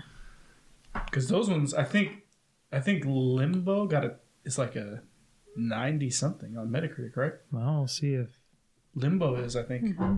Even Inside reviewed really good too. They both did. Yeah, this new one is supposed to be their first foray into 3D, I believe. It's going to be 2D like the last couple games. Yeah, when I was doing my research, that is proving to be a waste of time based on my list. But I had Sea of Stars in the 80s, but I'm correcting myself. I had Stalker 2 in my top 36. Okay. Yeah, I had a top 36 of games I'm just not passing up if they're available. And then I did my 80s and my 70s that I predicted. Yeah. Yeah, I like Stalker 2. I think that's going to do really well. Yeah, I didn't know that Sea of Stars was the Messenger developer. Yeah. That game was really good. I thought it was fun. The writing just started irritating me. In Messenger? Yeah, there were these snarky bits where... I'm not trying to be mean. It's just I felt, because I don't know if this was the intent, but the writing started to come across as like, I'm really smart. I'm so much smarter than you. Or like, I'm like, there was this like, just... Pretentiousness. Yes, very pretentious. And it started to grind on me a little bit. I'm just like, can we pull it back a little bit? Like, because this is actually pretty good. And the writing is funny in spots. But then you start getting this pretentiousness. And it's just like, whoever's writing this is way up their own backside. I honestly feel like the problem isn't pretentiousness so much as like pretentiousness that the writer can't back up. You know, like Kojima is pretentious, but I get what you mean. he's working with more interesting ideas in the Metal Gear games, even if he's like long-winded. And you're kind of like, okay, buddy, but at the same time, you're like, fine, I'll go read the Wikipedia page on whatever this is you're talking about. Yeah. Speaking of him, have you played Death Stranding? No. Are you interested in playing Death Stranding at all? Because it's on the PS library, and the PS5 version is free. Oh. You can download it. Huh. That's what I did, and I started it just for the hell of it. Actually, not for the hell of it. Karina kicked me off my Xbox. Karina's my wife. She's discovered that Disney Dreamlight Valley runs way better on Xbox Series X compared to the Switch. Okay. No. And so she's like, can I play? I'm like, yeah. She's like, I know that I can link my accounts and do the cloud save. And I'm like, yeah. I helped her do it because, I mean, my hands are tied at that point. Dom's like, She's like, wow. we need a Switch Pro today. or just buy another Xbox. Buy another Xbox. But she's like, man, these menus load so much faster. Like, this is crazy. So she's doing all her challenges on the big screen, and I'm on my monitor, and I'm playing my PS5. So I started playing the original God of War for the hell of it, and I downloaded Death Stranding. And that game looks crazy. And the beginning, it's like a really long cutscene. It reminded me of Metal Gear Solid 4 a little bit, like the length of the cutscene. Yeah. What do you mean the PS5 version is free? Do you mean like the upgrade to PS5 is free? Yeah, you can play the PS5 version, yeah. Because they did a director's cut, Director's cut. Because it released on PS4, right? Yeah. Yeah, so the PS5 director's cut is available for free, and I downloaded it. And I probably played a total of 20 minutes of gameplay because I was watching this long-ass cutscene. And he's just picking up these boxes and throwing them on his back. And I got tired. So I didn't play more. But the graphics look good and the story seems kind of interesting. Yeah. Kind of wonky. Yeah. Kind of weird. Yeah. But that's Kojima, right? Yeah, So, that's Kojima. but yeah, you just brought him up, so I thought I'd share that. Yeah. Yeah. Well, Yeah. so Zack, shooting back some questions to you that you asked to me of everything you chose. Zelda's going to be the highest scoring. Yeah, I mean, Yeah. I kind of almost didn't really need to ask You that knew you were question. picking Zelda as soon as I said Metacritic fantasy draft. Yeah, You're like, oh, I'm going Zelda. And I got the first pick? What? I had it ready to go, and I was like, I'm third. Yeah. I'm not getting it. Yeah. But of your choices, what do you think is probably going to score the lowest? Well, I'd be happy if it were Season, A Letter to the Future. Put that floor at 80. But Would be nice. No, Would be I nice. think it's going to be either Stalker 2 or maybe Cocoon. Okay. If Stalker 2 comes out this year, it won't be Stalker 2. I think there's enough behind that game. Have you looked at it yet? Like gameplay trailers or Yeah, anything? a bit. I worry because it's not actually from the same devs as the original, and so I kind of feel I feel kind of similarly about Dead Island 2, which Angie had like as a fairly high choice. It's not the same devs as the first Dead Island. That one has been like passed around a bit, so I just worry about it. I think it just looks so good Yeah. that I just don't see it failing. I mean, it looks incredible. Like the footage I've seen of it, graphically speaking. Yeah. They said the same of Cyberpunk. And look where we are today. Yeah. Have you played Cyberpunk since everything happened? No. Like, oh, it's first person. Jesus Christ. Zach, come on now. I feel like Cyberpunk is kind of an outlier, right? In terms of just being so poorly received, but coming from a fairly high-profile studio. Like, I feel like they really messed that one up. I'm not saying that big The studios... launch. Yeah, the launch. The launch. The yeah. launch. I'm not saying that big studios don't put out games that suck, but it's just like they really just kind of crap the bed with that one. That had so much hype, and they had built so much goodwill with Witcher 3, and then for it to just face plant right at the finish line. And I know it's better now, but it's still just it's an uncanny what they did there. Yeah. And it's crazy because it's all performance based. It's like get your games working at launch and you'll be fine, I think, most of the time. You know what I mean? Because if Studio. it played how it does today, that would have got 10s, like across the board. Studios Seriously. have just gotten too comfortable with, this idea that we can release something that's imperfect upon launch because we'll just have a patch. The problem is that we, as the consumer, I think, don't do enough to push back on that. Sony did. They took it off the freaking digital store, yeah. which was good. I mean, it's a good wake-up call for these companies. And honestly. Sony basically told them, like, hey, we're not dealing with all these refunds because you couldn't put out something that exactly people wanted. And I think that these companies need to take a harder stance with devs who do this, because gaming is a luxury, and you don't have to play games, but we choose to play games, and we all work hard for our money. And so if you're asking me to pay $65, $70 on a game, you best be putting out a game that is good, and a game that is solid and playable upon launch. If little things come up, bugs, whatever, and you need to put out a patch later, okay, I'd still rather that not happen. But having a game that is just unplayable or just really bad, and you need to have that day one launch or patch, that's no good. Like, come on. So I bought Cyberpunk day one. I didn't have an issue, really, because I had the Series X version when I bought it. The problems all sort of came on the last gen systems, like PS4, like base PS4, not the Pro, Xbox One, base Xbox One. And that's the sort of the problem, like releasing the cross-gen games. It couldn't run it. And, I mean, I'm not giving the developer a pass or anything, because it's still unacceptable if you're going to release it on the system. But I mean, they're still releasing PS4 games. Like Ragnarok was a PS4 game. You know what I mean? I think Final Fantasy 16 is going to be one of the only PS5 only games. I mean, I take that back. Demon Souls, Ratchet and Clank, and Returnal's PS5 Returnal only, right? are 3 PS5 only games. But I'm just saying, like, it's impressive. And honestly, that cross-gen has worked as well as it has with like Horizon and Ragnarok or whatever is impressive. It is. But playing Ragnarok, I mean, I've listened to this, complaint on several podcasts, especially PlayStation specific podcasts. Is like, dude, it's a PS4 game. Like, there's so many instances where Kratos is like walking through the, sliding through the caves to load everything. Yeah. Same is true of like, I realized Final Fantasy VII Remake was released on PS4 and then PS5. But like, no matter what system you're playing on, you're constrained by the same like slow walking segments and like the way they're like shaping the level design around those constraints. Yeah. Cameras that close in on Cloud or on Kratos or whoever. Yeah. So that you have fewer polygons in view, right? Yeah. Like Rift Apart, there's no way that could play on PS4. I don't know if anybody here has played it on PS5. Not yet. Like some of the gameplay elements, like you do these rift jumps where you see like a rift in the distance and you click a button and you go and sort of transfer into that area. It's pretty crazy. And the graphics and everything, I'm like, there's no way this could run on PS4. Yeah.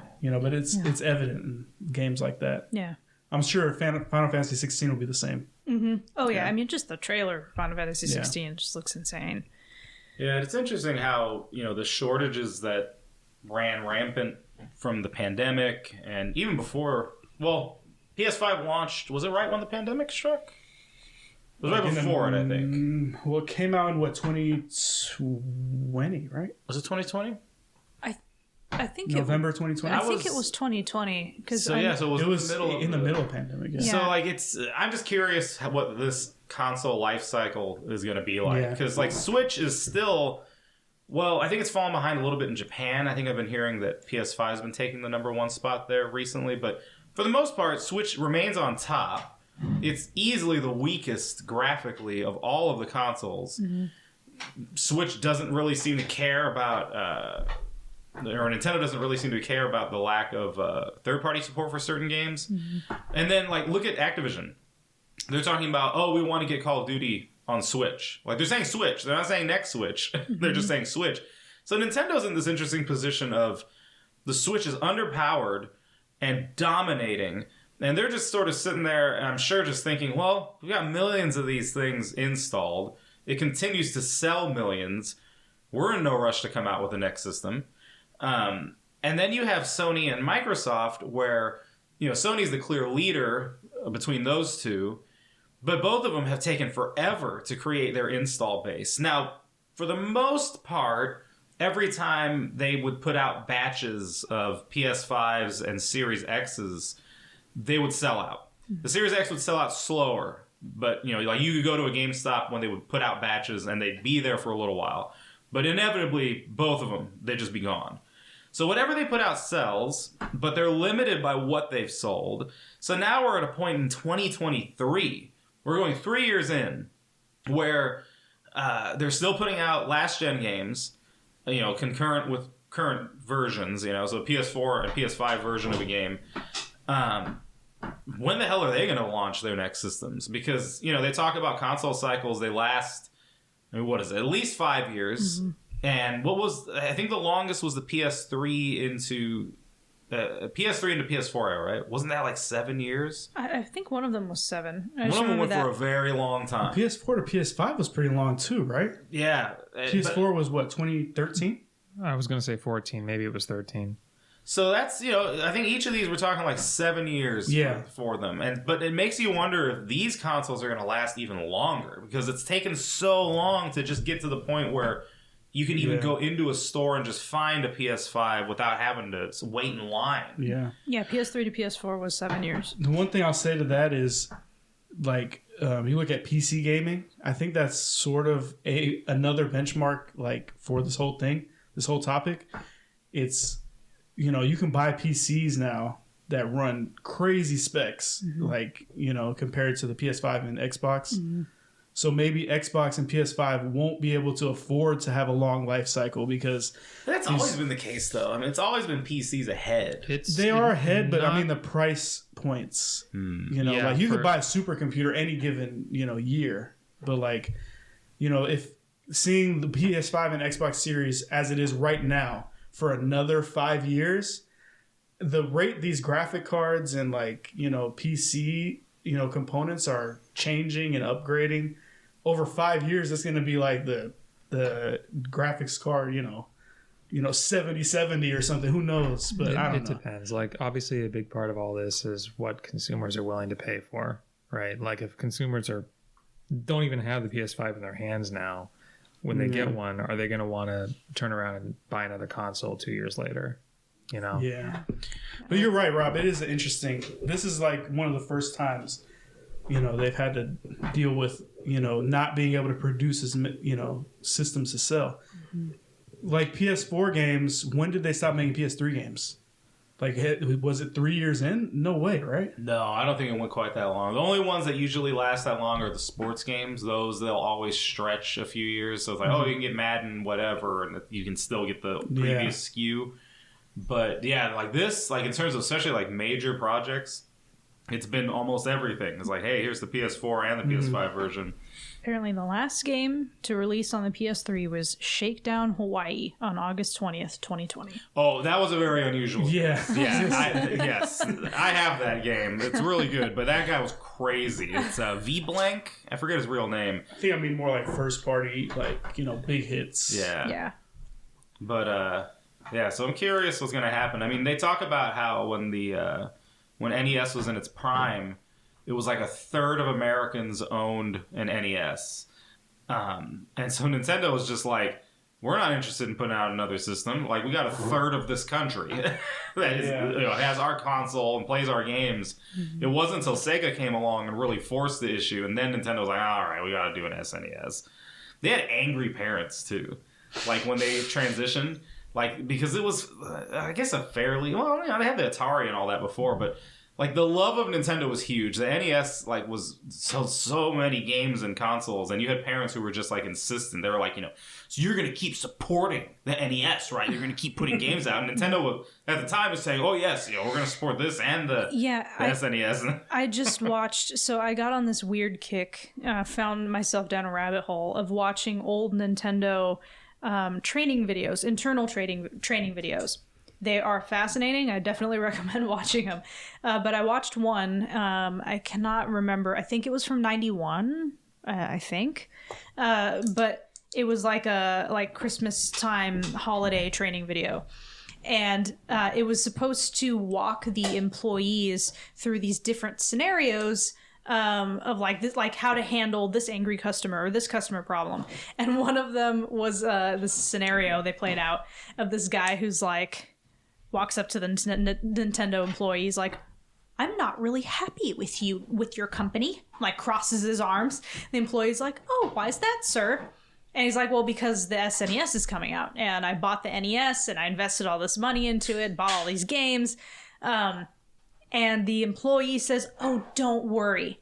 We're still going to support the NES. And I think at the time it was like the Game Boy, NES, and SNES were out. And I think that's what she tells him. Mm-hmm. But it was just so funny because like thinking, she's careful to not say we're always going to support it. She just says, oh yeah, we'll keep making games for it. And then, I'm sitting in here in 2023 watching this video, just internally laughing, thinking like, man, and how many, just the handhelds alone, the different iterations of the handheld that came after that, not to even get into the different consoles post the SNES. So. You know how this goes. We have no current plans to discontinue support. Yeah. Right. Well, that's what Nintendo said at the time when the DS came along. They were insisting that the Game Boy was going to remain its own thing. The DS was like a third pillar. That's like, no, that's that could also play Game Boy games, though. Yeah. Yes, it could. Yeah. I mean, I think part of the way they phrased it that way is because there's like, well, what if it's a flop? We don't have to say that. Yeah. Yeah. Well, no, that's a good point. I was gonna say something, but I forgot. Damn it. Never mind. Forget it. Well, I remember. Go ahead. The Switch. Do you guys think has it already been the longest Nintendo console life cycle, or not yet? No, not yet. We went for a while. We did go for a while. Yeah. Do you think at the end of the day, Switch will be? So they're going to try to make it. So the Famicom came out in '83, I think. Okay. Super Nintendo didn't come out till 1990. That's 7 years. N64 was what, 95? 96? 96. Switch is going on 10 years soon. GameCube was 2001. Switch. Is it? Yeah, GameCube I think was 2001. I know Wii was 2006. I want to say Switch was I think 2024 or No, 2014. 2017. Really? Yeah.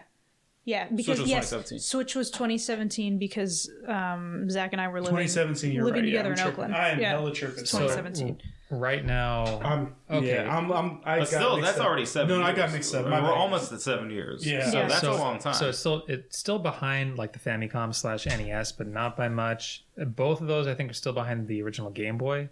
Game Boy / Game Boy Color came out in I want to say '89, and it wasn't replaced by the Game Boy Advance until 2001. Was that right? Yeah, but I always find it kind of odd when people are like, they lump the Game Boy and the Game Boy Color together. They like, should be lumped. It's practically the same thing. No, they're not. Yeah. So that was more than a decade. And the Wii was how long? I don't know. I think Angie's looking it up. So the Switch didn't come out when the PS4 and Xbox One came out? No, it was 2017. So the GameCube came out in It came out 2000. with like Breath of the Wild was a launch title. GameCube Man, I'm tripping was right now. 2001. The Wii was 2006. Wii U was 2012.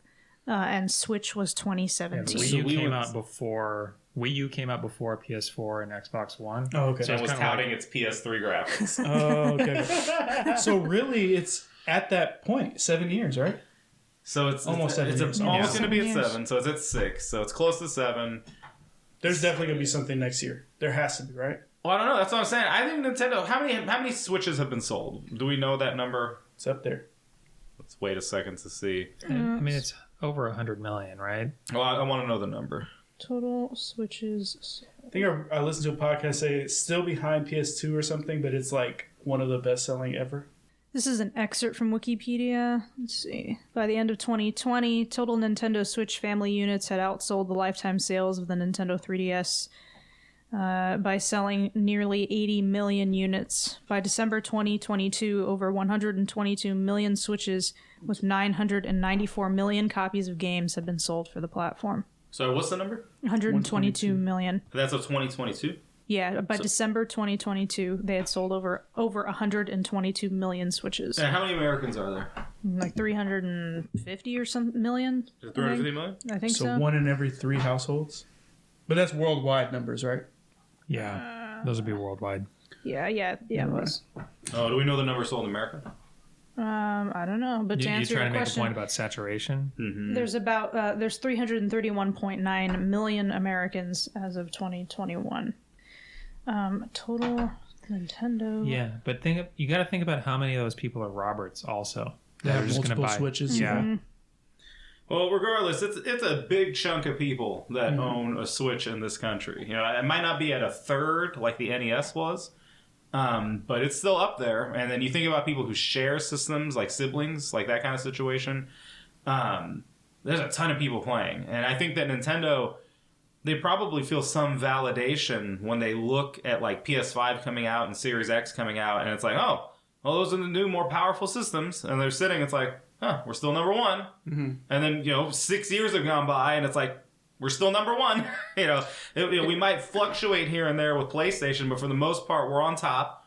All of our games tend to sell well. I think Nintendo just put out some sales data for some of the recent games that came out, and I think Bayonetta 3 is already over the million mark for number of units sold. It's like, they made all this money off of this console. They have to just be sitting and saying, we already proved this point with Wii.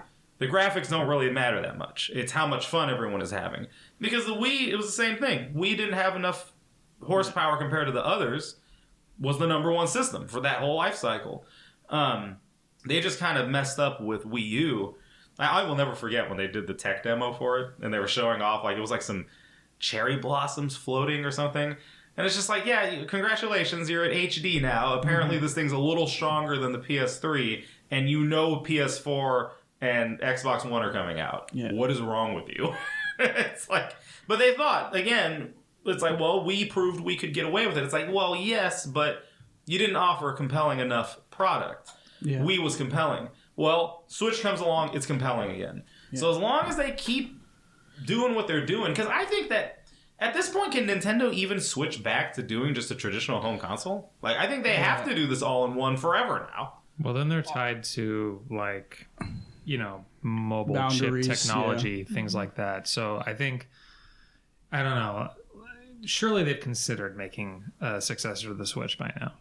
Like, they are just probably paying attention to what developments are happening in components and what they can get for cheap, and where there's really like a step up in terms of like what's possible.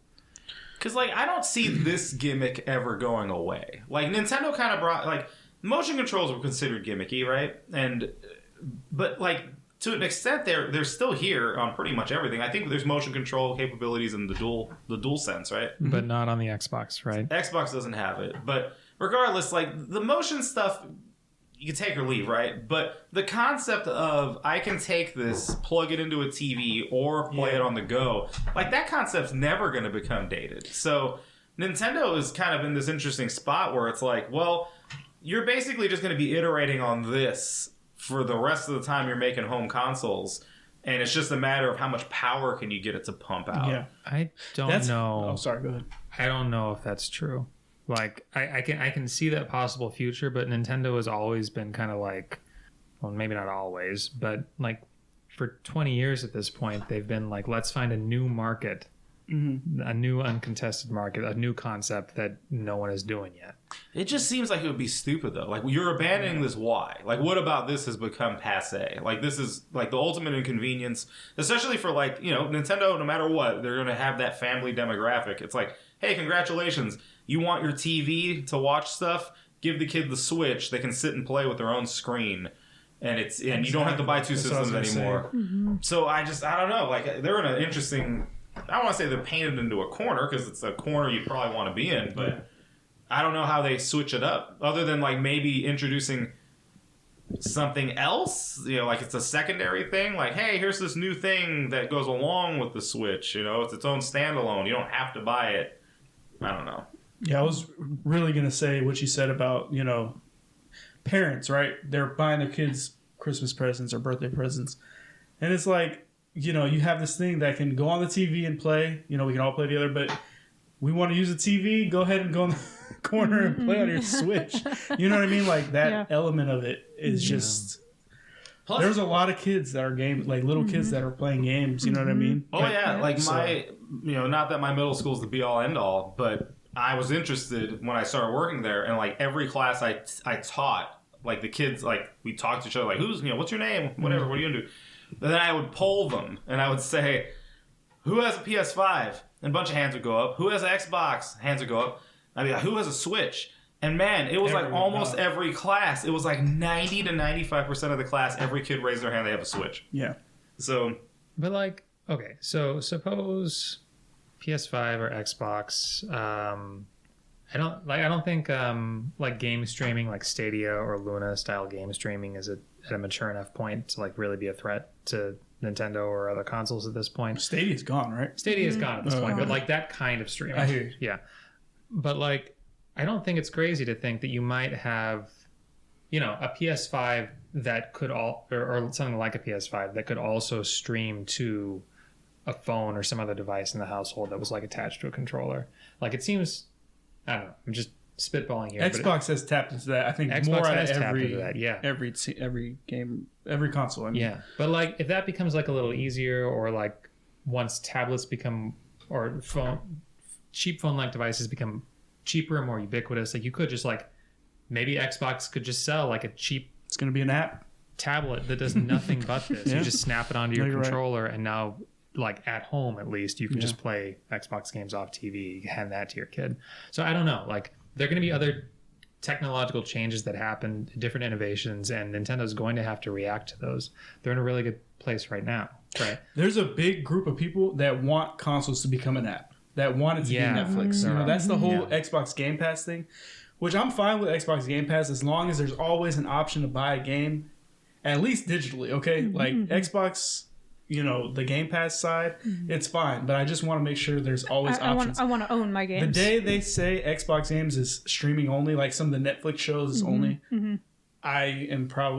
I just don't support that. That's not my way of gaming. I don't like that. Me neither. it's too controlling. I mean, it's not like they can't manipulate you and do stuff now, but like the rental model is incredibly predatory. Yeah. I mean, look at what Nintendo's doing with Switch Online. Like, I'm happy to have the games that are there, but it's predatory. They can pull it anytime. Yeah, they can pull it at any time. You have no control over what is or isn't there. So, like, let's say you got a subscription predicated entirely on access to GoldenEye, and then maybe 6 months from now, for whatever reason, they pull it.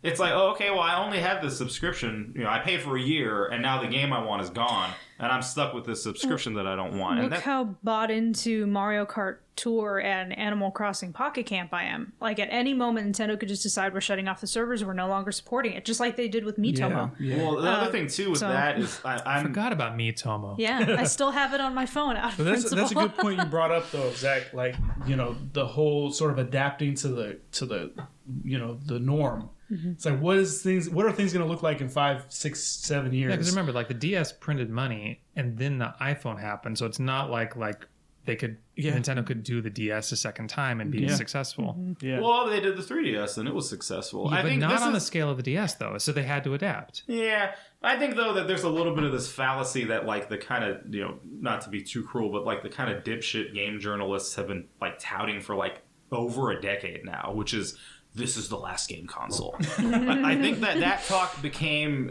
steady with PS3. When the PS3 era came, they were insistent, this is the last game console. And then PS4, this is the last game console. Yeah. Now, you're not hearing it quite as much, because it seems that people are just kind of getting the hint that it's like, yes, technology comes and it could technically supplant this thing, but people still want this device, so it's not going anywhere.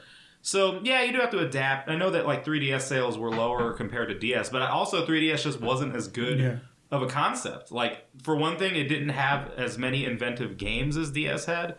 I think that ultimately that stupid 3D screen was more of a detriment than a positive. Like, it's an interesting gimmick, but if you look at games like Brain Age, there was just something so natural about how you flipped open a DS, both the screens were the same size and right next to each other, and you would just interact with the touchscreen holding it like a book. With the 3DS, it was almost impossible to do that. You couldn't do it with the 3D on. And then with the 3D off, it just, like, there's something about that screen. That's why I prefer my 2DS. The 2DS screen doesn't have any of that gimmick built in. And to me, it just looks better when you have the 3D off, because it doesn't have 3D at all. When you turn the 3D off on your 3DS screens, something doesn't look right, and I don't know what it is.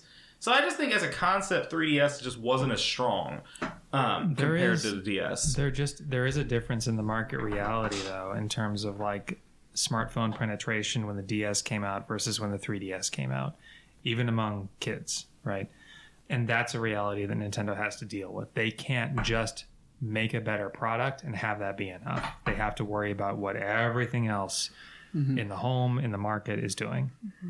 That's probably why Sony pulled out of mobile gaming, right? Yeah. I mean, not mobile gaming, but like handheld gaming. portable gaming. I mean, they saw the writing on the wall a little bit. You know, like iPhones and tablets are. It's why Nintendo went into mobile gaming. Is again, they could see we can. Oh, they cash, tapped into like iPhones. Yeah, cash cows. Yeah, it's Mario Run, Dr. Mario, Miitomo, Mario Kart Tour, Animal Crossing Pocket Camp. There might be one more I'm forgetting, but yeah. Do you think it was more of the Fire Emblem Heroes? Yeah. Of we're on Nintendo, we have to do this, or let's try this and give it a shot? Well, I think you have to be responsible, I guess is the word for shareholders, but you have to think smart, which is, okay, this technology's everywhere.